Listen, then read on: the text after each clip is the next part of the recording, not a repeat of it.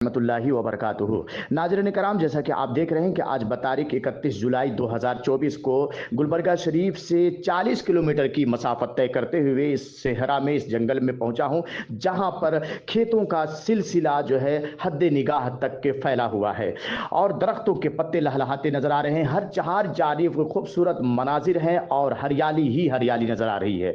ऐसे आबादी से बिल्कुल दूर होकर के सन्नाटे में खूबसूरत मनाजिर में लहलहाते हुए दरख्तों के पत्ते के साए में, दरख्तों के नीचे बैठ करके अल्लाह की इबादत और रियाजत करना, जिक्र व अज़कार करना, तस्बीह व तहलील करने का लुत्फ ही कुछ और है।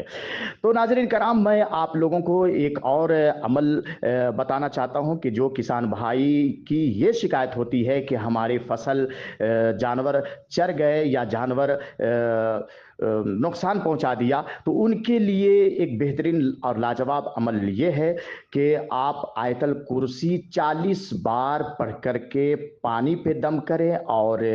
राई पे यानी पीले सरसों पर दम करें और उसमें आप थोड़ा सा बालू यानी रेत मिला लें और मिलाने के बाद पानी एक तरफ और पीले राई और रेती दोनों को मिला करके हर चार जानिब पानी और रेती और सरसों का छिड़काव करें। इंशाअल्लाह इससे बिल्कुल महफूज रहेगा आपका पूरा खेत और फसल। इसके बाद जो है ये भी बात बताता चलूं कि जिन हजरात का फसल ही नहीं होता है तो उनके लिए क्या अमल है। तो नाज़रीन कराम, आपको भी मायूस होने की ज़रूरत नहीं है। जिस खेत में फसल नहीं होती है उसके लिए बेहतरीन और लाजवाब और मजबूत और मुजर्रिब अमल यह है कि असहाबे कहफ का नाम, जी हाँ नाज़रीन कराम, असहाबे कहफ का नाम 7 मरतबा पानी पे दम करके और